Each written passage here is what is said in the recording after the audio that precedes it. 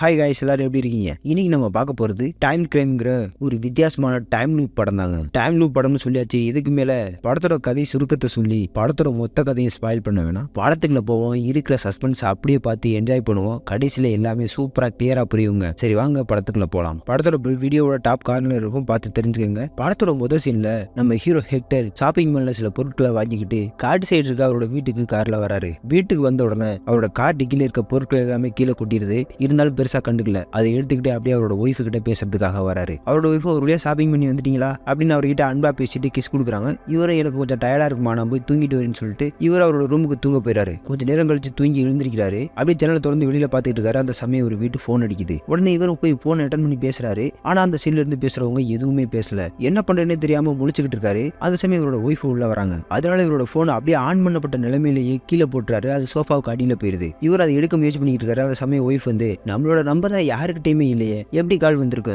நம்ம phone வச்சிருக்கதே waste போங்க அப்படின்னு சொல்லிட்டு அவங்க பர்சனல் சம்பந்தமா பேசிட்டு இருக்காங்க. அது மட்டும் இல்லாம அந்த போனை ஆஃப் பண்ணாம கூட இவங்க ரொமான்ஸ்ல இறங்குறாங்க. இவர் தான் ஒரு வழியா அந்த போனை மறுபடியும் தேடி கண்டுபிடிச்சு காலை கட் பண்ணி வைக்கிறாரு. அதுக்கப்புறம் அவரோட ஒய்ஃப் இவரும் வீட்டு வாசல் வந்து உட்காந்துருக்காங்க. இவர் காட்டுக்குள்ள பைனாகுலர் வச்சு பார்த்துட்டு இருக்காரு. ஏதாவது வித்தியாசமா இருக்கா அப்படின்னு. அந்த சமயம் அவரோட ஒய்ஃபை எதையும் கண்டுக்கிறாம நார்மலா பேசிக்கிட்டே இருக்காங்க. இவர் காட்டுக்குள்ள பார்த்துட்டு இருந்தவரு ஒரு புதருக்குள்ள யாரோ நிக்கிறத பாக்குறாரு. அந்த சமயம் பைனாகுலர் வந்து இவரோட ஒய்ஃப் யதார்த்தமா மறைச்சிறாங்க. விலகுமான்னு சொல்லிட்டு இவர் மறுபடியும் அந்த காட்டுக்குள்ள புதருக்குள்ள நின்றுட்டு இருந்தவங்களை பார்க்க ட்ரை பண்றாரு. ஆனா பார்க்க முடியல. அவரோட ஒய்ஃப் பைனாகுலர் கொடுங்க, நான் வேணா செக் பண்ணி பாக்குறேன்னு சொல்லிட்டு அவங்களும் பார்க்க ட்ரை பண்றாங்க. ஆனா பார்க்க முடியல. அதனால பைனாகுலர் கொடுன்னு இவர் மறுபடியும் வாங்கி பாக்குறாரு. பார்க்கும்போது அந்த புதருக்குள்ள ஒரு பொண்ணு நின்றுகிட்டு இருக்கா. அவ திடீர்னு தன்னுடைய டி ஷர்ட்டை ரிமூவ் பண்றா. இவர் அவரோட அழகை பார்த்து ரசிச்சுட்டு இருக்கும்போது அவரோட ஒய்ஃப் வந்து காசாவியை கொடுங்கன்னு ஒரு டிஸ்டர்ப் பண்றாங்க. இவரோட டக்குனு பைனாகுலர் எடுத்துட்டு இவரோட ஒய்ஃப் கிட்ட வார்த்தை தருமாறுது வேற ஒரு நினைப்புல பேசிட்டு இருக்காரு. அதுக்கப்புறம் கார் சாவி எடுத்து கொடுத்து சரி போயிட்டு வாமான்னு அனுப்பி வச்சிடாரு. அதுக்கப்புறம் ஒரு அவசரமா அந்த புதருக்குள்ள இருக்க அந்த பொண்ணை பார்க்க ட்ரை பண்றாரு. ஆனா அந்த பொண்ணை பார்க்க முடியல. அதுக்கப்புறம் இவர் சும்மா இருப்பாரா, அந்த காட்டுக்குள்ள இவர் போக ஆரம்பிக்கிறாரு. காட்டுக்குள்ள ஒரு ரோடு இருக்கு. அந்த ரோடு ஓரமா குப்பைத்தட்டி இருந்திருக்கு. அந்த குப்பைத்தட்டிலாம் சாஞ்சு போய் கிடக்குது. அது மட்டும் இல்லாம பக்கத்துல ஒரு சைக்கிள் கிடக்கு. இதெல்லாம் கவனிக்கிறாரு. அதுக்கப்புறம் பக்கத்துல ஒரு பாதை இருக்கு. அந்த பாதை வழியா உள்ள போறாரு. காட்டுக்குள்ள போனவர் மறுபடியும் பைனாகுலர் வச்சு காட்டுக்குள்ள ஏதாவது தெரியுதான்னு செக் பண்ணி பாக்குறாரு. அங்க அந்த பொண்ணு ட்ரெஸ் இல்லாம அப்படியே படுத்து கிடக்கிறத பாக்குறாரு. அப்படி பைனாகுலர் வழியா பாத்துக்கிட்டே போறோம்னு கீழே தடுக்கி விட்டு விழுந்துறாரு. அதுக்கப்புறம் எந்திரிச்சு போய் ஹலோன்னு கூப்பிட்டு மயங்கி கிடக்கிற பொண்ணை எழுப்ப பாக்குறாரு. அதுக்கப்புறம் குச்சியெல்லாம் உடச்சு தூக்கி போட்டு சத்தம் மூலியமா மயங்கி கிடைக்கிற பொண்ணை எழுப்ப பாக்குறாரு. ஆனா அவர் ரொம்ப மயக்கத்துல இருக்கா. அதனால இவரும் அவளை தொடுறதுக்காக பக்கத்துல போறாரு. அப்ப அவர் பின்னாடி இருந்து அவருடைய ரைட் ஹேண்ட்ல சிசரை வச்சு குத்துறாங்க. உடனே இவருக்கு வலி தாங்க முடியல.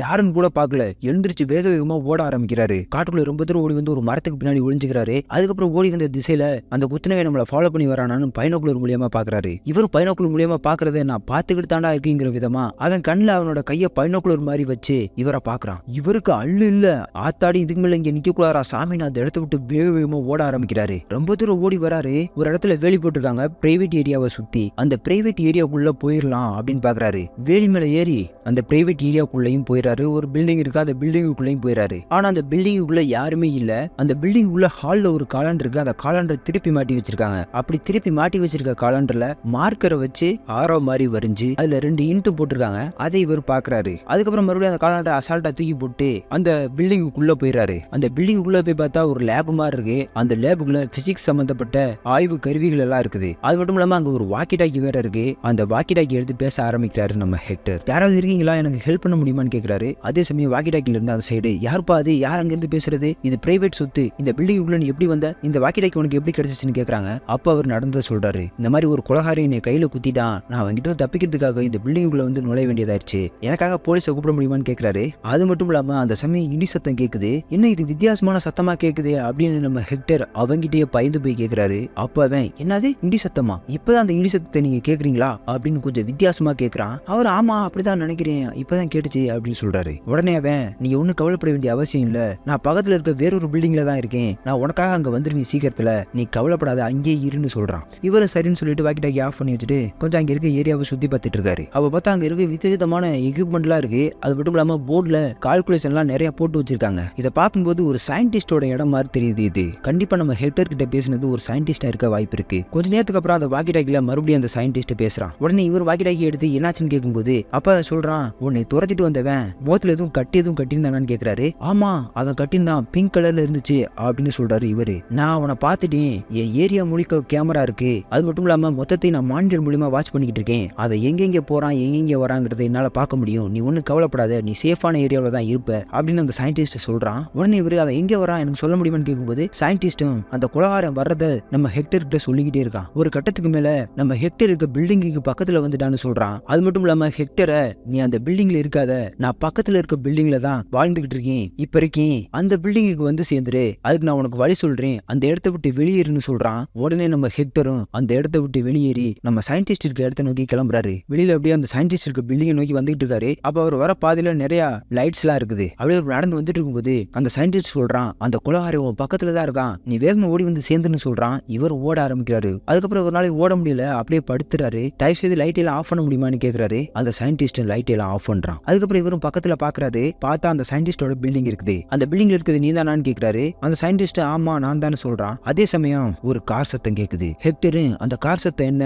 அதுல யார் வர்றது அப்படின்னு கேட்கிறாரு. சயின்டிஸ்டும் அந்த கொலகாரன் தான் வர்றான். உடனே இந்த பில்டிங்குள்ள வந்துருன்னு கதவை திறக்கிறான் அந்த சயின்டிஸ்ட். இவர் எந்திரிச்சு அந்த பில்டிங்குள்ள ஓடிறாரு. அந்த பில்டிங்குள்ள போன உடனே சயின்டிஸ்ட் பக்கத்துல இருக்க ஒரு மிஷினை காமிச்சு இந்த மிஷினுக்குள்ள போய் நீ ஒளிஞ்சுக்க, அந்த கொலகாரை வரும்போது கண்டிப்பா இதுக்குள்ள பார்க்க மாட்டான், எஸ்கேப் ஆயிடலாம்னு சொல்றான். அப்ப நம்ம ஹெக்டர் கேட்கிறாரு, நீ எப்படி மறைஞ்சுக்கிற போற, அதை ஒன்னே கொண்டுட்டா என்ன பண்ணுவேன்னு கேட்கிறாரு. அதுக்கு அந்த சயின்டிஸ்ட் இதை ஆக்டிவேட் பண்றதுக்கு இங்க இருந்து ஆக்டிவேட் பண்ண முடியும், இதை ஆக்டிவேட் பண்ணிட்டு நானும் கூட வந்து அந்த மிஷினுக்குள்ளே ஒளிஞ்சுக்கிறேன், கவலைப்படாதுன்னு சொல்றான். இது ரொம்ப ரிஸ்கா இருக்குன்னு சொல்லிட்டு வேற வழி ஏதாவது இருக்கான்னு கேட்கிறாரு. அந்த சமயம் அவன் வேற வழினா எதுவுமே இல்ல, இதுக்குள்ள போய் தான் ஆகணும்னு சொல்றான். இவர் வெளியில எட்டி பாக்குறாரு, கார் வந்துருச்சு. அப்படியே கொஞ்ச நேரத்துக்கு அப்புறம் பார்த்தா இந்த பில்டிங்கை வந்து அந்த கொலகாரை எட்டி பாக்குறான். உடனே இவருக்கு அள்ளு இல்ல, இதை விட்டா வேற வழி இல்லடான்னு சொல்லிட்டு அந்த மிஷினுக்குள்ள போய் ஒளிஞ்சுக்கிறாரு. அந்த சயின்டிஸ்ட் மிஷினை ஆக்டிவேட் பண்ணிட்டு இவர் பக்கத்துல வந்துருவான்னு பார்த்தா இந்த மிஷினுக்குள்ள அவன் வரல. இவர் வெளியே போக ட்ரை பண்றாரு, ஆனா வெளியில போக முடியல, நல்லா மாட்டிக்கிட்டாரு. அப்படியே அந்த மிஷின் அவர் அதுக்குள்ள வச்சு மூடிடுது. அப்படியே அந்த மிஷினுக்குள்ள இருக்க தண்ணிக்குள்ள மூழ்கிறாரு. கொஞ்ச நேரத்துக்கு அப்புறம் பார்த்தா அந்த மிஷினுக்குள்ள தண்ணி எல்லாம் இல்லாம போயிருது. அந்த மிஷின் ஓபன் ஆகுது. உடனே இவர் வெளியில வராரு. வெளியில வந்து ஒரு அசந்து போறாரு மனுஷன். என்னன்னு பார்த்தா இவர் இருட்டுக்குள்ளதான் அந்த மிஷினுக்குள்ள போனாரு. வெளியில இருட்ட தானே இருந்துச்சு. இப்ப பார்த்தா பகலா இருக்குது. அப்படியே மனுஷன் என்ன சொல்றதுன்னு ஒண்ணும் புரியல. அப்படியே வெளியில கிளம்புறாரு. வெளியில போயிட்டு இருக்கும்போது சயின்டிஸ்ட் ரொம்ப பதட்டமா இருக்கான். யாருப்பா நீ, எப்படிப்பா இங்க வந்தேன்னு கேக்குறான் நம்ம ஹெக்டரை பார்த்து. ஹெக்டருக்கு ஒன்னும் புரியல. உடனே அந்த சயின்டிஸ்ட போய் திட்டுறாரு, என்னப்பா நீ பேசிட்டு இருக்க, என்னோட அந்த மிஷினுக்குள்ள நீ வர்றவங்க சொன்ன, அப்புறம் ஏன் வரலன்னு கேக்குறாரு. ஆனா அவன் சம்மந்தமே இல்லாம பேசுறான். நீங்க என்ன சொல்றீங்கன்னு எனக்கு தெரியல, நீங்க அந்த மிஷினுக்குள்ள போகும்போது வெள்ளை கலர்ல லிக்யூட் இருந்துச்சா, அந்த லிக்யூட்ல லைட் இருந்துச்சா அப்படின்னு கேக்குறான். வித்தியாசமா பேசுறான். இவருக்கு ஒன்னும் புரியல. உடனே இவங்க ஒரு மலை மேல இருக்க பில்டிங்ல நின்னுட்டு இருக்காங்க. நம்ம ஹெக்டர் மலையில இருந்து பார்க்கும்போது அவரோட வீடு தெரியுது. உடனே அவர் வீட்டை பைனாகுலர் மூலியமா பாக்குறாரு. பார்த்தா அவரோட வீட்டுல இவரோட ஒய்ஃப் அதே நல்ல சில மணி நேரங்களுக்கு முன்னாடி செஞ்ச வேலைகளை பார்த்துக்கிட்டு இருக்காங்க. இவர் அரண்டு போறாரு. மறுபடியும் பார்த்தா இவரு ஷாப்பிங் மால்ல இருந்து பொருட்கள் வாங்கிட்டு இவரோட பொண்டாட்டியை பார்க்கறதுக்காக வந்தார்ல, அதே மாதிரி பொருளை வாங்கிட்டு பொண்டாட்டியை பார்க்க இப்ப வந்துகிட்டு இருக்காரு. கொஞ்ச நேரத்துக்கு, அதாவது அதே நாள் தான் பகலில நடந்த சம்பவம் நடந்துகிட்டு இருக்கு. இவர் இருட்டுக்குள்ளதான் அந்த மிஷினுக்குள்ள போனாரு. கொஞ்ச காலம் மட்டும் பின்னோக்கி போயிருக்காரு. அதனால வந்த வேணதான் இப்ப 2 ஹெக்டர் வந்துட்டாங்க. இவர் அரண்டு போறாரு மனுஷன். அப்படியே இடிஞ்சு போய் உட்கார்றாரு. இந்த சயின்டிஸ்டுக்கு ஒன்னும் புரியல. இந்த ஆளு என்னத்தரா பார்த்தாரு அப்படின்னு பைனாகுலர் எடுத்து அவனை வீட்டை பாக்குறான். அங்க இன்னொரு ஹெக்டர் இருக்கிறத பார்த்துட்டு அவனு இடிஞ்சு போய் அப்படியே உட்காரான். உடனே ஒரு வீட்டுக்கு போலாம், போலீஸை கூப்பிடலாம்னு வீட்டுக்கு போறாரு. ஆனா சயின்டிஸ்ட் தடுத்து நிறுத்துறான். இப்ப நீங்க வீட்டுக்கு போக முடியாது, ஆல்ரெடி நீங்க வீட்டுல இருக்கீங்க, வேற ஏதாவது வழி இருக்குதான்னு பாக்கலாம் அப்படின்னு சொல்றான். அது மட்டும் இல்லாம இன்னைக்கு செப்டம்பர் 16 சொல்றான். அவர் இருக்க வாய்ப்பே இல்ல, நான் அந்த மிஷினுக்குள்ள போன நாள் செப்டம்பர் 16 சொல்றாரு. அப்ப அவன் அதே செப்டம்பர் 16 தான், நீங்க மட்டும்தான் காலத்துல பின்னோக்கி போயிருக்கீங்க, அதுவும் சில காலம் தான் பின்னோக்கி போயிருக்கீங்க, இதை எப்படியாவது நம்ம வேற வழியில சரி பண்ண ட்ரை பண்ணலாம்னு சொல்றான். இந்த சயின்டிஸ்டுக்கு உண்மையிலேயே என்ன நடந்துச்சுன்னு தெரியல. அதாவது டைம் டிராவல் நடந்திருக்குன்னு சயின்டிஸ்டுக்கு தெரியுது. ஆனா அந்த டைம் டிராவலுக்குள்ள இவர் வந்து எப்படி மாட்டிக்கிட்டாரு அப்படின்னு அவனுக்கு தெரியல, மறந்து போச்சு. ஏன்னா சில காலம் பின்னாடி வந்ததுனால, அதாவது கடந்த காலத்துக்கு வந்ததுனால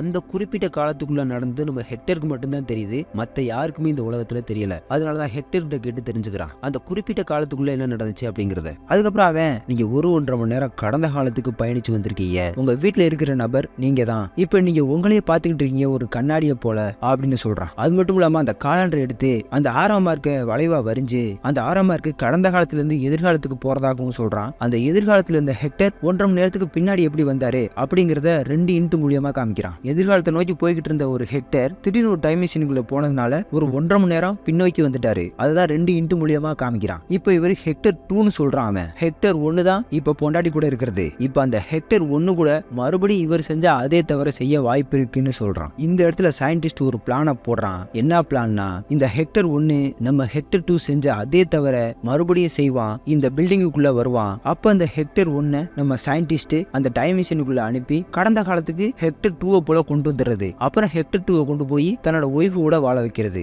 இதுதான் அந்த சயின்டிஸ்டோட பிளான். நடந்த எல்லாத்தையுமே நான் சரி செஞ்சிருவேன், இதை வெளியில எங்கேயும் சொல்லிட தீராதுன்னு இதை ஒரு டீலா வச்சுக்கலாம்னு நம்ம சயின்டிஸ்ட் ஹெக்டர் 2 கிட்ட பேசி முடிக்கிறான். ஹெக்டர் 2 அதுக்கு ஓகேன்னு சொல்றாரு. அதுக்கப்புறம் அந்த சயின்டிஸ்ட் ரூமுக்குள்ள போயிடறான். இவர் மட்டும் தான் தனியா உட்காந்துருக்காரு. அந்த சமயம் இவரு பக்கத்துல இருக்க டெலிபோன் எடுத்து அவரோட போனுக்கு கால் பண்றாரு. அந்த சமயம் கால் அட்டன் பண்றது யாரு? ஹெக்டர் 1ங்க. அந்த சமயம் அவரோட ஒய்ஃப் வரும்போது இவரோட போன் அப்படியே சோஃபாக்கு கீழே போயிரும்ல, அந்த காலகட்டத்துக்கு தாங்க இவர் கால் பண்ணிருக்காரு. அதுக்கப்புறம் அவங்க என்ன பேசிக்கிடுவாங்க அப்படிங்கிறது இவருக்கு நல்லாவே தெரியும். அப்படியே டெலிபோன் அங்கேயே வச்சுட்டு மனுஷன் அப்படியே நடுநடுங்கி போய் உட்காந்துறாரு. அவரோட ஒய்ஃபு கூட நம்மளோட நம்பர் யாருக்கிட்டையுமே இல்ல, யாரு கால் பண்ணிருப்பா அப்படின்னு கேட்டிருப்பாங்கல்ல. உண்மையிலே அந்த நம்பர் இவருக்கு தெரிஞ்சதுனால தாங்க இவரே இவரோட போனுக்கு கால் பண்ணிருக்காரு. இவருக்கு இது இப்பதான் தெரியுது. அதனாலதான் மனுஷன் நடுநடுங்கி போறாரு. போன்ல அவர் பேசிட்டு இருக்க சத்தம் நம்ம சயின்டிஸ்ட் கேக்குது. அதனால வேகமா ஓடி வரான். நீ என்ன பண்ணிருக்க?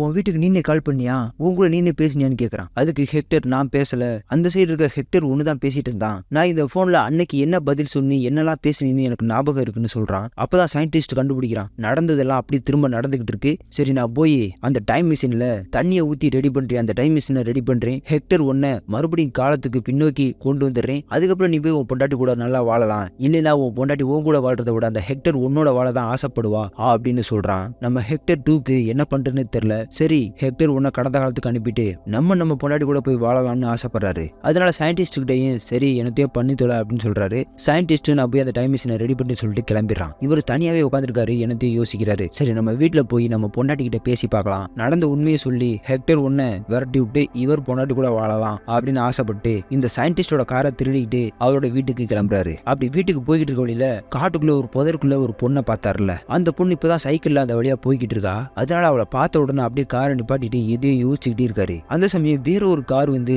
சும்மா நின்றுகிட்டு இருக்க இவரோட காரை இடிச்சு தள்ளுது. அதனால இவரோட காரும் மரத்துல முட்டி ஆக்சிடென்ட் ஆகுது. இவருக்கு நெத்தியில காயம் ஏற்படுது. ரத்தம் பொல பொலன்னு கொட்டிக்கிட்டு இருக்கு. அதனால இவரோட கையில கட்டியிருக்க அந்த கட்டு துணியை எடுத்து இவரோட முகத்துல சுத்தி கட்டுறாரு. கட்டி முடிச்சதுக்கு அப்புறம் பார்த்தா முகத்துல கட்டு போட்டவன் இவரை துரத்துனான்ல அவன மாதிரி இருக்கிறாரு. அதே சமயம் சைக்கிள்ல போன அந்த பொண்ணு கார் ஆக்சிடென்ட் சத்தம் கேட்டு வேகமா இவர்கிட்ட ஓடி வரா. அந்த சமயம் பார்த்தா இவர் நல்லா முகத்துல கட்டு போட்டுக்கிறதுனால இவரோட முகத்தை அவளால பார்க்க முடியல. இவர்கிட்ட வந்து ஏதாவது பெருசா அடி இருக்கான்னு கேக்குறா. ஆனா அவரு பெருசா அடிலாம் எதுவும் இல்ல, நான் நல்லா தான் இருக்கேன்னு சொல்றாரு. ஆனா அவ நீ அசையாத, நான் ஆம்புலன்ஸை கூப்பிட்டுன்னு சொல்லிட்டு வேகமா அவளோட போன் எடுக்கிறதுக்காக அவளோட சைக்கிள் கிட்ட போயிடுறா. அந்த சமயம் இவர் கதவை திறந்துட்டு அவ கிட்ட போறாரு. இவள் அவளோட பேக்ல இருக்க போன் எடுத்து கால் பண்ணலாம் பாக்குறா. ஆனா சிக்னல் இல்ல. அதனால நான் சிக்னல் இருக்க இடத்துக்கு போய் கால் பண்ணிட்டு வரேன்னு சொல்லி கிளம்புறா. அந்த சமயம் அவர் போகாத, எனக்கு கொஞ்சம் மயக்கம் வருது அப்படின்னு அவளை டைவர்ட் பண்றாரு. அது மட்டும் இல்லாம காட்டுக்குள்ள எனக்கு ஒரு இடத்துல நீ ஹெல்ப் பண்ணணும், அந்த இடத்துல உன்னோட உதவி எனக்கு தேவைப்படுதுன்னு காட்டுக்குள்ள கூட்டிட்டு போறாரு அவளை. இவளை ஏதோ ஒரு பெரிய உதவியா இருக்கும் போல இருக்குன்னு அவர் பின்னாடியே போறா. போற வழியில அந்த குப்பத்தட்டி உடஞ்சு கிடந்துச்சுல, அந்த குப்பத்தட்டிக்குள்ள இருக்க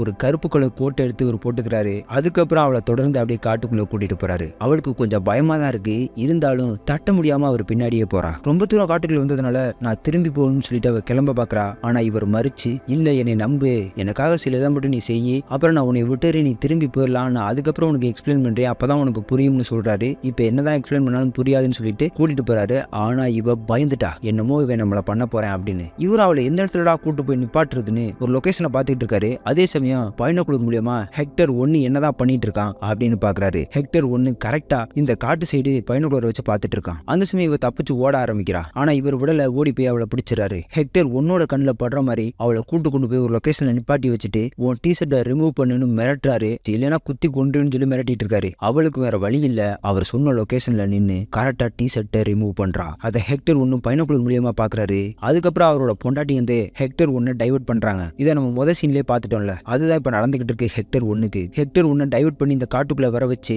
அவனை அந்த டைம் மிஷினுக்குள்ள அனுப்புறதா ஹெக்டர் 2ஓட பிளானு. ஹெக்டர் 2 தன்னோட பொண்டாட்டி கூட வாழணும், அதுக்காக தான் இந்த மாதிரி பண்ணிக்கிட்டு இருக்காரு. அந்த சமயம் இவருக்கு ஹெல்ப் பண்ண வந்தவ மறுபடியும் ஹெக்டர் 2 அடிச்சு போட்டுட்டு காட்டுக்குள்ள ஓட ஆரம்பிக்கிறா. ஆனா இவர் விடல, துரத்தி போய் பிடிக்கிறோம்னு அப்படியே சரிக்கிட்டு பள்ளத்துல விழுந்துறாங்க. அதுல அவ மயங்கிடுறா. மயங்கினவளை தூக்கிட்டு வந்து மறுபடியும் அதே லொகேஷன்ல உட்கார வச்சு அவளோட மொத்த ட்ரெஸ்ஸை ரிமூவ் பண்ணிட்டு ஹெக்டர் 2 போய் மறைஞ்சுக்கிறாரு. அந்த சமயம் ஹெக்டர் 1 அவளை பாக்குறதுக்காக அந்த லொகேஷனுக்கு காட்டுக்குள்ள வராரு. காட்டுக்குள்ள வந்தவரே இவளை வந்து பாத்துறாரு. அவளை விசுப்ப ட்ரை பண்றாரு. ஒரு கட்டத்துல அவளை டச் பண்ணவும் ட்ரை பண்றாரு. அந்த சமயம் ஹெக்டர் 2 தன்னோட சிசரை வச்சு ஹெக்டர் 1ஓட கையில குத்துறான். இதனால ஹெக்டர் 1 தன்னோட உயிரை காப்பாத்திக்கிறதுக்காக காட்டுக்குள்ள பயந்து ஓடி போய் ஒரு மரத்துக்கு பின்னாடி ஒளிஞ்சுக்கிறாரு. அந்த சமயம் ஹெக்டர் 2க்கு தெரியும் ஹெக்டர் 1 எந்த மரத்துல ஒளிஞ்சிருக்காருன்னு. அதனால ஹெக்டர் 2 அந்த மரத்தை பார்த்து பைனாகுலர் மூலமா நீ என்னை பார்த்துக்கிட்டு தான் இருக்க அப்படிங்கறத சொல்ற விதமா கண்ணுல பைனாகுலர் மாதிரியா தன்னோட கையை வச்சு ஹெக்டர் 1 பாக்குறாரு. அதனால ஹெக்டர் 1க்கு பயம் வந்துருது, இவன் நம்மளை கண்டுபிடிச்சிட்டான், நம்மளை விட மாட்டான் அப்படின்னு மறுபடியும் காட்டுக்குள்ள ஓட ஆரம்பிக்கிறாரு. பயந்து போய்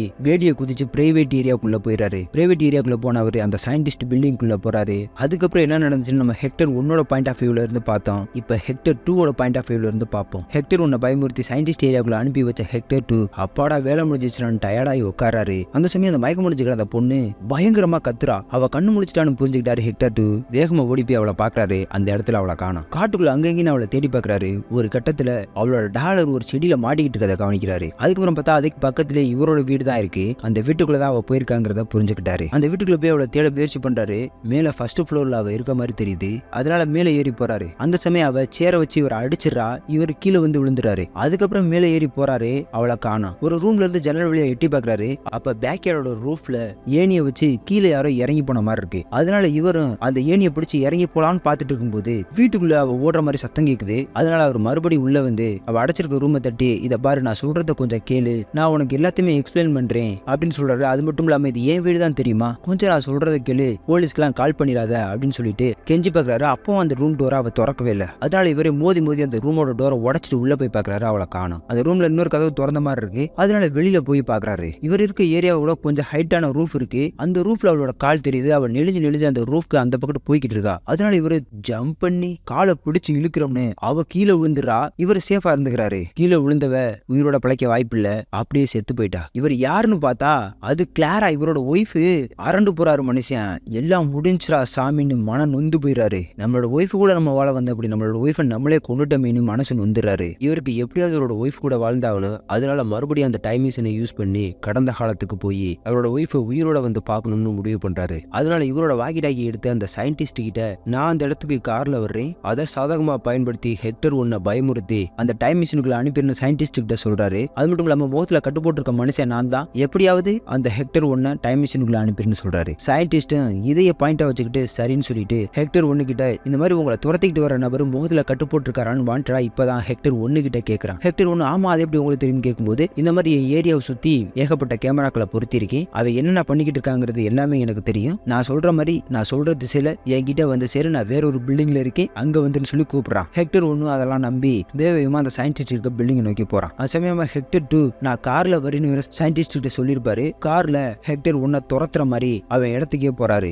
அதுக்கப்புறம் என்ன நடந்துச்சுன்னு நமக்கே தெரியும். ஹெக்டர் 1 பயந்து போய் சயின்டிஸ்டோட பில்டிங்ல நுழைஞ்சிருவாரு. சயின்டிஸ்ட் அவர் டைம் மிஷின்ல போய் ஒளிஞ்சுக்கிற சொல்லுவான். ஆனா சுதாரிச்ச ஹெக்டர் 1 சயின்டிஸ்டையும் அந்த டைம் மிஷினுக்குள்ள கூப்பிடுவாரு. ஆனா எல்லாமே தெரிஞ்சதுனால சயின்டிஸ்ட் நான் வர முடியாது, எல்லாத்தையும் ஆக்டிவேட் பண்ணிட்டு தான் நான் வர முடியும், உள்ள போங்க அப்படின்னு கன்வின்ஸ் பண்ணிக்கிட்டு இருப்பான். ஆனா ஹெக்டர் 1 உள்ள போக முடியாதுன்னு அடம்பிடிச்சிட்டு இருக்க சமயத்துல ஹெக்டர் 2 வந்து அந்த பில்டிங்கை எட்டி பாக்குற மாதிரி ஹெக்டர் 1 பயமுறுத்த ஹெக்டர் 1 வேற வழி இல்லாம அந்த டைம் மிஷினுக்குள்ள இறங்குவாரு. நம்ம சயின்டிஸ்டும் உள்ள வர்றதா சொல்லிட்டு ஹெக்டர் 1 ஏமாத்தி அந்த டைம் மிஷினுக்குள்ள போக வச்சு கடந்த காலத்துக்கு அனுப்பி வச்சிருவோம். அதுக்கப்புறம் வெளியே வந்த சயின்டிஸ்ட் நம்ம ஹெக்டர் 2 கிட்ட சகசமா பேசிட்டு, சரி வா லேபுக்கு போலாம், உன்னை பத்தி ஆராய்ச்சி பண்ணணும்னு சொல்லிட்டு லேபுக்கு கூப்பிடுறான். அது மட்டும் இல்லாம அவன் முன்னாடி எதிர்த்து நடக்க ஆரம்பிக்கிறான் லேபை நோக்கி. ஆனா ஹெக்டர் 2 நான் எங்கேயும் வர போறதில்ல, இந்த இடத்துல ஒரு இதை தப்பு நடந்து போச்சு, அதை சரி செய்யணும், என்னை மறுபடியும் பின்னோக்கி அனுப்பி என் ஒய்ஃபை நான் உயிரோட பார்க்கணும்னு சொல்றாரு. ஆனா சயின்டிஸ்ட் அப்படிலாம் முடியாது அப்படின்னு சொல்லிட்டு லேபுக்கு போய்கிட்டு இருக்கான். ஆனா அவர் உள்ள இருக்க பொருள் எல்லாம் நான் உடைச்சிருன்னு சொல்லிட்டு உள்ள இருக்க பொருளை போய் உடைக்க ஆரம்பிக்கிறாரு. இதனால டைம் மிஷின் எல்லாம் உடைச்சு போடுவான்னு பயந்து போறான் சயின்டிஸ்ட். அவன் வச்சிருக்க ஒரு பொருளை இருட்டுக்குள்ள தூக்கி வீசிட்டு தான் இவர்கிட்ட வர்றான். உனக்கு என்னதான் பிரச்சனை கேட்கும்போது என்னை மறுபடியும் அந்த டைம் மிஷினுக்குள்ள அனுப்புன்னு சொல்றான் அந்த ஹெக்டர் 2. ஆனா சயின்டிஸ்ட் இந்த மிஷின்ல இப்ப வேலை செய்யாது, இதை வேலை செய்ய வைக்கிறதுக்கு இன்னும் ஒரு வாரம் ஆகும்னு சொல்லி உருட்டி பாக்குறான். ஆனா நம்ம ஹெக்டர் 2 கண்டுபிடிச்சிடாரு. பக்கத்துல அங்க ஒண்ணு இருந்துச்சு, அது எங்க, அதை நீ வெளியில எடுத்தியா அப்படின்னு கேட்கிறாரு. இவன் இல்லைன்னு சொல்லி சமாளிக்க பாக்குறேன். எங்கடான்னு ஒரு அடி அடிச்சு கேட்கிறாரு. அப்பதான் சொல்றேன் அது பேட்டரி மாதிரி ஒண்ணு, அதை நான் வெளியில தான் எடுத்தேன், அதை வெளியில தூக்கி எறிஞ்சிட்டு வந்துட்டேன் அப்படின்னு சொல்றான். உடனே ஒரு லைட் எடுத்துட்டு வாடா போய் தேடி பார்க்கலாம்னு தேடி பார்க்கறதுக்காக சயின்டிஸ்ட கூட்டிட்டு வெளியில போயிறாரு. அப்படி வெளியில போகும்போது ஹெக்டர் 2 கட்டையில அவுத்துறாரு. அப்ப அந்த சயின்டிஸ்ட் நம்ம ஹெக்டர் 2 கிட்ட பேசிக்கிட்டே போறான். அப்ப சில வார்த்தைகளை உளறிடுறான். இது ஒரு சங்கிலி தொடர் மாதிரி திரும்ப திரும்ப நடந்துகிட்டே இருக்கும். ஹெக்டர் 3 கூட வர்றதுக்கு வாய்ப்பு இருக்கு அப்படி இப்படின்னு சொல்லி உளம்பிடுறான். அந்த சமயம் ஹெக்டர் 2 தெளிவா பிடிச்சிடறாரு. ஹே இரு, எதுக்காக இந்த பேட்டரி தூக்கி கொண்டு போய் வெளியில போட்ட, அப்ப நான் டைம் மிஷினை பயன்படுத்த போறது உனக்கு எப்படி தெரியும், அது எப்படி உனக்கு முன்னாடியே தெரியும், ஒருவேளை மறுபடியும் என்ன ஏமாத்திரியா, உண்மையை சொல்லுன்னு கேட்கிறாரு. ஆனா சயின்டிஸ்ட் இல்ல அப்படி இப்படின்னு மழுப்பி பாக்குறேன். மறுபடியும் ஒரு போர்டு போறாரு அவர் வச்சிருக்க கம்பியை வச்சு. அப்பதான் உண்மையை உளறேன். இந்த மாதிரி டைம் மிஷின்ல இருந்து வெளியில வந்த மொத ஆள் நீ கிடையாது, உனக்கு முன்னாடியே ஒருத்தர் வந்துட்டாரு, அவர் தான் ஹெக்டர் 3. அவர் தான் உன்னை டைம் மிஷினை பயன்படுத்த கூடாதுன்னு சொல்லி பேட்டரியை கழட்டி தூக்கி எறிய சொன்னாரு, நான் அதன்படிதான் செஞ்சுக்கிட்டு இருக்கேன்னு சொல்றான். அப்ப ஹெக்டர் சயின்டிஸ்ட் கிட்ட, நான் அந்த டைம் மிஷினுக்குள்ள இருந்து வெளியில வரதுக்கு முன்னாடி ஹெக்டர் 3 எவ்வளவு நேரத்துக்கு முன்னாடி அந்த டைம் மிஷினுக்குள்ள இருந்து வெளியில வந்தா அப்படின்னு கேட்கிறாரு. 30-40 செகண்டுக்கு முன்னாடி தான் ஹெக்டர் 3 அந்த டைம் மிஷினுக்குள்ள இருந்து வெளியே வந்தாருன்னு சொல்றான். அப்ப பார்த்தா அப்ப என்ன நடந்துச்சுங்கிறத நமக்கு ஒரு ஸ்கிரீன்ஷாட் மூலமா காமிக்கிறாங்க. இந்த ஹெக்டர் டைம் மிஷினுக்குள்ள இருந்து வெளியில வரும்போது ஹெக்டர் 3 அங்கதான் மறைஞ்சிக்கிட்டு நின்று இருந்திருக்கான். அதுக்கப்புறம் இந்த பேட்டரியை எதுக்கு எடுக்க கூடாது, இந்த டைம் மிஷினை எதுக்கு ஹெக்டர் 2 யூஸ் பண்ணக்கூடாதுங்கிறத ஹெக்டர் 3 என்கிட்ட வாக்கி டாக்கில சொன்னதா சயின்டிஸ்ட் சொல்றான். அப்படி அந்த ஹெக்டர் 3 என்னதான் சொன்னான், நம்ம என்ன பண்ணிக்கிட்டு இருக்கோங்கிறது எல்லா ஹெக்டருக்குமே தெரிய வரும் அப்படின்னு சொல்லி பயப்படுறான். அது மட்டும் இல்லாம எப்படியாவது ஹெக்டர் 2 அந்த டைம் மிஷினை யூஸ் பண்ண விடாம தடுத்து நிறுத்திடுன்னு சொல்றான். அது அப்படியே சயின்டிஸ்ட் ஹெக்டர் கிட்ட சொல்றான், நீ ஏதோ ஒரு பிரச்சனையை சால்வ் பண்ண முயற்சி பண்ணிக்கிட்டு இருக்கீங்க, அந்த பிரச்சனையை உங்களாலேயே சால்வ் பண்ண முடியல அப்படிங்கறத ஹெக்டர் 3 இருக்கிறவர் சொன்னாரு. சோ அவர் சொன்ன வழியில நீங்க போகலாம், இந்த டைம் மிஷின் யூஸ் பண்றதை விட்டுட்டு என் கூட லேபுக்கு வாங்க, ஆராய்ச்சி பண்ணலாம் அப்படின்னு சொல்லி ஹெக்டர் 2 கன்வின்ஸ் பண்ணி கூட்டிட்டு போலாம் பாக்குறான். ஆனா ஹெக்டர் 2 நான் போக போற வழியில தான் போவேன்னு சொல்லிட்டு ஹெக்டர் 3 உங்ககிட்ட பேசினது வாக்கி டாக்கில தானே, வாக்கி டாக்கி நான் தூக்கி எறிறேன்னு சொல்லிட்டு வாக்கி டாக்கியை தூக்கி எறிறான். பார்த்தா அந்த இடத்துலயே அந்த டைம் மிஷினோட பேட்டரி கிடக்குது. அப்புறம் என்ன எடுத்துட்டு வந்து மறுபடியும் அந்த டைம் மிஷினோட அட்டாச் பண்றாங்க. ஹெக்டர் 2 அந்த டைம் மிஷினை யூஸ் பண்ணக்கூடாதுன்னு சொன்னாலும் அந்த டைம் மிஷினுக்குள்ள போறாரு, அந்த டைம் மிஷினை யூஸ் பண்றாங்க. இந்த சமயம் சயின்டிஸ்ட் ஹெக்டர் 1 கடந்த காலத்துக்கு அனுப்பின டயத்தை விட ஒரு 30-40 செகண்ட் முன்னாடி இந்த டைம் மிஷினை விட்டு வெளியில வர்றதுக்காக இவர் ஒரு 30-40 செகண்ட் முன்னாடியே வெளியில வர்ற மாதிரி அந்த டைம் மிஷின்ல டயத்தை செட் பண்ணி விட்டுறான். அதே மாதிரி அவரு ஹெக்டர் 1க்கு முன்னாடி எழுந்திருச்சு வந்துறாரு. இந்த தடவை ஹெக்டர் 3 ஆகி எழுந்திருச்சு வராரு. இப்ப காலம் கொஞ்சம் பின்னோக்கி போயிருக்கதால, அதாவது காலம் கடந்த காலத்துல இருக்கிறதுனால சயின்டிஸ்டுக்கு எல்லாமே மறந்துருக்கும். அந்த டைம் மிஷினுக்குள்ள இருக்கவங்களுக்கு மட்டும்தான் ஞாபகம் இருக்கும். அதனால நடந்தது என்னன்னு ஹெக்டருக்கு மட்டும்தான் ஞாபகம் இருக்கும். அதனால ஹெக்டர் 3 அவங்க கிட்ட எக்ஸ்பிளைன் பண்றாரு, இதை பாரு, இந்த மாதிரி நான் எதிர்காலத்துல இருந்து வந்திருக்கேன், உன்னோட இந்த டைம் மிஷின் வேலை செய்யுது, சோ நான் சொல்றத கொஞ்சம் கவனமா கேளுன்னு சொல்றாரு. இப்ப ஹெக்டர் 3 பேர் இருக்கிறோம், நான் 3வது ஆளு. இப்ப இந்த டைம் மிஷினுக்குள்ள இருந்து ஹெக்டர் 2 வெளியில வருவான். அவனுக்கு ஹெக்டர் 1 மறுபடியும் இந்த டைம் மிஷினுக்குள்ள கொண்டு வரதுக்கான முழு உதவியையும் பண்ணுன்னு சொல்றாரு. அதே மாதிரி அந்த டைம் மிஷினை மறுபடியும் மூடி திறக்கும் போது ஹெக்டர் 2 அதுக்குள்ள இருந்து வெளியில வராரு. அந்த சமயம் ஹெக்டர் 3 அங்கதான் மறைஞ்சுக்கிட்டு இருக்காரு. ஹெக்டர் 2 வெளியில போய் பாக்குறாரு, பகலா இருக்கவும் அசந்து போயிருக்காரு. அந்த சமயம் ஹெக்டர் 3 மறுபடியும் சயின்டிஸ்ட் கிட்ட வந்து, இந்த மாதிரி ஹெக்டர் 2 அவன் வீட்டுக்கு போறதுக்கு முன்னாடி நான் வீட்டுக்கு போகணும், அங்க போய் சில விஷயங்களை நான் மாத்த வேண்டியது இருக்கு, அதனால அவனை போய் நீ யாரு அப்படின்னு கேளு, அவன்கிட்ட தெரியாத மாதிரி பேசு, அது மட்டும் இல்லாம நான் இந்த இடத்த விட்டு போகும்போது அவன் என்னை பாத்துடக்கூடாது, என் பக்கத்து திரும்ப விடாம பாத்துக்க அப்படின்னு சொல்லிட்டு இந்த ஹெக்டர் 3 தப்பிச்சு போக ஆரம்பிக்கிறாரு. அதே மாதிரி ஹெக்டர் 2 வியந்து போய் அவரோட வீட்டை பார்த்துட்டு இருக்க சமயத்துல ஹெக்டர் 3 ஒரு வண்டி எடுத்துட்டு அந்த வழியா கிளம்பி போறாரு. அதை சயின்டிஸ்ட் பார்த்து பயந்து போய் ஒரு பதட்டத்தோட இருக்கான். ஆனா ஹெக்டர் 2 மன நொந்து போய் எந்த பக்கத்தும் திரும்பல, என்னடா பண்றதுன்னு யோசிச்சுட்டு இருக்காரு. வந்த ஹெக்டர் 3 சயின்டிஸ்டோட இன்னொரு பில்டிங் தான் வந்திருக்காரு. அந்த சமயம் சயின்டிஸ்ட் அவர் பின்னாடியே ஓடி வந்து, நீ இந்த இடத்த விட்டு போகணும்னா கேட்டை ஓபன் பண்றதுக்கு ரிமோட் தேவை, அது வெள்ளை கலர் கார்ல தான் இருக்கு, வேணா அதை எடுத்து தரவான்னு கேட்கறான். ஆனா ஹெக்டர் 3 எல்லாமே தெரியுங்கிறதுனால, எனக்கு வெள்ளை கார் வேணாம், அந்த ரிமோட்டும் வேணாம், எனக்கு வேற ஒரு கார் ஏதாவது இருந்தா கூட நான் ஹெக்டர் 2 ஃபாலோ பண்ணி போகணும்னு சொல்றாரு. நம்ம சயின்டிஸ்ட் ஒன்னும் பிரச்சனை இல்ல, ஒரு ட்ரக் இருக்கு, அதை வேணா எடுத்துட்டு போகணும்னு சொல்லிட்டு கராஜை ஓபன் பண்ணி ஒரு ட்ரக்கையும் காமிக்கிறான். ஹெக்டர் 3 அந்த ட்ரக்கை எடுக்க ட்ரை பண்ணிட்டு இருக்கும்போது ஹெக்டர் 2 அந்த வெள்ளை கலர் காரையும் கேட்ட ஓபன் பண்ண ரிமோட்டையும் எடுத்துக்கிட்டு அவங்க வீட்டுக்கு போறதுக்காக வெளியே கிளம்பி போவான். அதை ஹெக்டர் 3 பார்த்துட்டு வேக வேகமா ட்ரக் எடுத்துட்டு வராரு.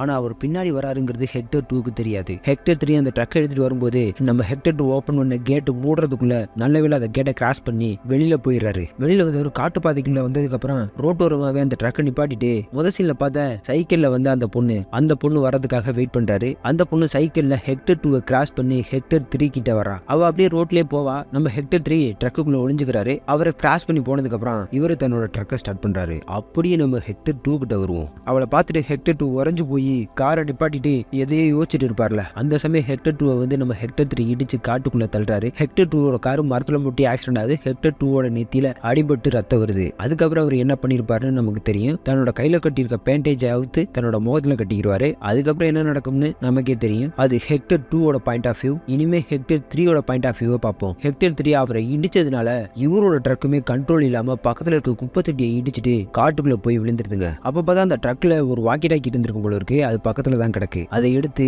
ஹெக்டர் 3 மறுபடியும் சயின்டிஸ்ட் கிட்ட பேசுறாரு. சயின்டிஸ்ட் வாக்கி டாக்கில வர்றது யாரு அப்படின்னு கேட்கும்போது, இந்த மாதிரி நான் ஹெக்டர் 3 பேசுறேன், நான் சொல்ல போற கடைசி ஒண்ணு இதுதான், நம்ம என்ன செஞ்சுக்கிட்டு இருக்கோம்னு எல்லா ஹெக்டருக்குமே தெரிய போகுது, நான் ஒரு ஃபெயிலியர் ஸ்ட்ராட்டஜியை பயன்படுத்திட்டேன் அப்படின்னு சொல்லி ரொம்ப வருத்தப்படுறாரு. அது மட்டும் இல்லாம, நீ அந்த டைம் மிஷினை ஆன் பண்ணி இயக்கவும் தான் எல்லா பிரச்சனையுமே வந்துகிட்டே இருக்கு, நீ மொத்தத்துல அந்த டைம் மிஷின் இருக்க பேட்டரியை கழட்டி போட்டுரு, அந்த டைம் மிஷின் பக்கமே 6 மாசம் போகாத அப்படின்னு சொல்லிடுறாரு. அதனால அவனு சரின்னு சொல்றான். இவர் அதுக்கப்புறம் வாக்கி டாக்கி ஆஃப் பண்ணிட்டு, நீ என்னதான் பேட்டரியை கழட்டி போட்டு போனாலும் நிச்சயமா ஹெக்டர் 2 உன்னை அடிச்சு அந்த மிஷினை இயக்க வைக்கதாண்டா போறான் அப்படின்னு இவருக்குள்ள பேசிக்கிறாரு. ஏன்னா நடந்தது திரும்ப திரும்ப நடந்துகிட்டே இருக்குதுங்கிறது இவருக்கு நல்லாவே தெரிஞ்சு போச்சு. அதுக்கப்புறம் அந்த வாக்கி டாக்கி தூக்கி போட்டு தான் ஒய்ஃபு கூட வாழ்றதுக்கு வேற ஒரு பிளானை எக்ஸிக்யூட் பண்ணலாம்னு ஏதாவது வேற பிளான் இருக்கான்னு யோசிச்சுக்கிட்டே கிளம்புறாரு. அப்படி போய்கிட்டு இருக்க வழியில அந்த காட்டுக்குள்ள பார்த்த அந்த பொண்ணு இவரை பார்த்து கத்துறா. இவ எந்த சமயத்துல ஹெக்டர் 3 பார்த்தான்னு பார்த்தா, நம்ம ஹெக்டர் 2 முகத்துல எல்லாம் கட்டு போட்டு அவளை அடிச்சு மயங்க வச்சு அவளோட மொத்த ட்ரெஸ்ஸையுமே ரிமூவ் பண்ணிட்டு ஒரு இடத்துல உட்கார வச்சுட்டு ஹெக்டர் 1க்காக வெயிட் பண்ணிட்டு இருந்திருப்பாருல, அந்த சமயம் ஹெக்டர் 1 அவளை வந்து தொட போற சமயத்துல